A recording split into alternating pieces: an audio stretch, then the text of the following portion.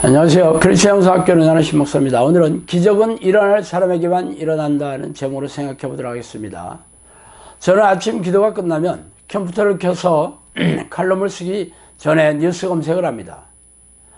자, 며칠 전에는 미국의 LA에 노숙자 캠프가 눈에 띄어 그 기사를 한번 제가 말씀드릴게요. 션 플레전트는 LA 도심 한인타운 인근 노숙자 캠프에 생활한다.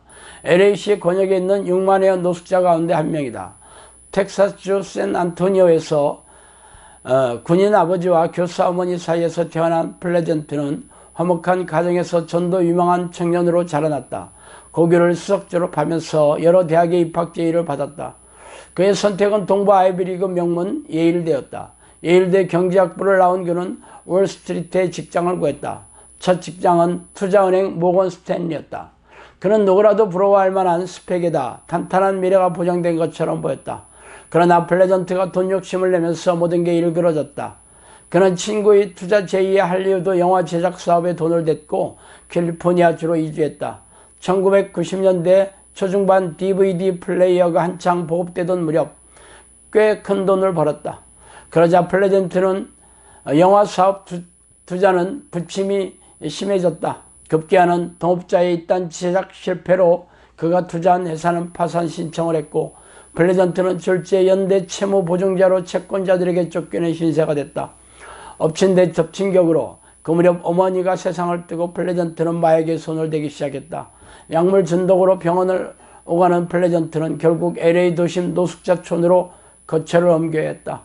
플레전트는 약물에 의지하지 않으면 고통을 이겨낼 수 없게 됐고 난 이제 패배자가 됐다라고 한숨 지었다. 제가 이 기사에서 눈을 떼지 못하는 구절이 마지막 말이에요. 그는 마약에 의지하지 않으면 고통을 이겨내지 못한 패배자라고 말한 대목이죠. 그는 앞으로도 마약에 의지하면서 정신이 피폐해지고 육체가 황폐해지다가 이 땅을 떠나갈 것입니다. 사람들은 과거에 그가 얼마나 유능하고 전도 유망한 청년이었는지에 관심이 없이 두심이관을 흉물스럽게 하는 더럽고 냄새나는 노숙자로만 기억하고 있을 것입니다. 제가 오늘 이 노숙자의 기사를 말씀드리는 이유는 우리나라에도 인생의 패배자들이 넘쳐나기 때문입니다. 과거에 저도 그랬어요. 30대 초반에 사업에 실패하고 나서 절망의 늪에 빠져 살았습니다. 만약 저도 뉴욕에 살았다면 위에 플레전트처럼 마약 중독자가 되어 텐트촌을 전전하다가 세상을 떠났을 것입니다. 그러나 저는 기가 막힌 반전으로 인생의 후반전을 평안하게 살아가고 있습니다. 그보다 더 기가 막힌 것은 과거 저처럼 지옥을 경험하며 사는 이들에게 새로운 희망의 삶으로 건져내는 사역을 하고 있다는 것이죠. 그래서 오늘 인터넷 기사의 플레전트가 남의 일 같아 보이지 않는 이유입니다. 우리네 교회에서는 기적이라는 단어를 잊어버렸지만 제 사역은 기적으로 시작해서 기적으로 이어나가고 있어요. 기적이 끝나는 날 제 사역도 끝을 맺을 것입니다. 그래서 틈만 나면 인터넷 칼럼과 유튜브 동영상에 하나님의 기적은 과거나 지금이나 폭발적으로 일어난다고 목소리를 높이고 있어요.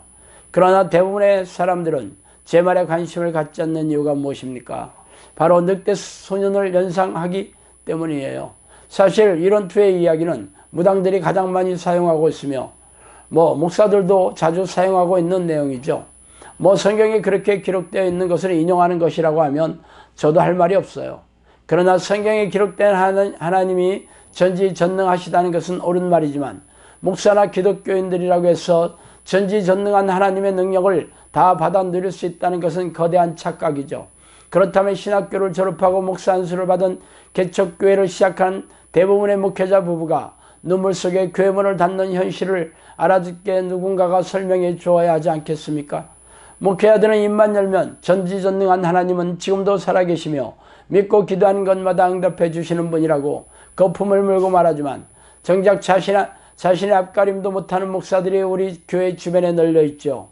인정하고 싶지는 않겠지만 그 이유는 영적 기도 행위를 하고 교회 마당을 밟는 교인들이라고 하나님의 백성이 다 아니라는 것입니다. 여호와께서 말씀하시되 너희의 무수한 재물이 내게 무엇이 유익하뇨? 나는 수양의 번제와 살찐 기름에 짐승의 기름에 배불렀고 나는 수송아지나 어린 양이나 순염수의 피를 기뻐하지 아니하노라.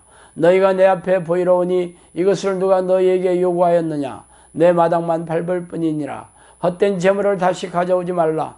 분향은 내가 가증히 여기는 바요. 월삭과 안식일과 대회로 모이는 것도 그러하니 성회와 아울러 악을 행하는 것을 내가 견디지 못하겠노라.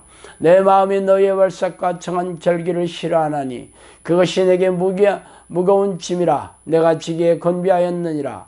너희가 손을 펼 때에 내가 내 눈을 너희에게서 가리고 너희가 많이 기도할지라도 내가 듣지 아니하리니 이는 너희의 손에 피가 가득함이니라. 이사야 1장 11절에서 15절 말씀입니다. 이 이사야의 말씀은 수많은 희생제물을 가져와 제사를 드리고 희생적인 기도를 많이 한다고 해서 하나님이 기뻐하시며 기도에 응답해 주시겠다고 한 적이 없다는 것이죠. 죄를 밥 먹듯이 지으면서 회개할 생각도 없고 종교적인 신앙행위를 반복하는 이들은 하나님이 외면하시겠다고 선포하고 계십니다. 그렇다면 일주일이면 10번도 넘게 예배의식을 드리며 성경 공부를 하고 각종 교회 봉사를 열정적으로 해왔던 우리네 교인들에게 하나님의 응답이 없는 이유도 이와 다를 바가 없을 것입니다. 그러나 영성학교는 아닙니다. 기적과 이적으로 일하시는 하나님의 역사가 날마다 일어나야 한다고 말하고 있어요. 성경이 진리이신 하나님의 말씀이므로 그렇게 기록되어 있으니까 믿으라고 말하는 것에 그치지 않습니다. 실제로 영성학교에서 기도훈련을 하는 사람들에게 일어나야 합니다. 그래서 수많은 사람들이 영성학교를 찾아와서 제 말이 거짓이거나 과장되지 않았음을 확인하지만 정작 하나님이 기뻐하시는 기도훈련을 해서 성령과 동행하는 습관을 들이라면 고개를 저으며 총총 걸음으로 떠나갔습니다. 기적은 원하지만 하나님의 뜻을 준행하고 싶지 않았기 때문이에요. 그러나 누군가는 이 기도훈련을 시작하는 이들도 있죠. 그래서 저는 오늘도 하나님의 기적이 필요한 사람들에게 팔을 벌리고 있습니다. 자, 오늘은 여기까지 하겠습니다. 감사합니다.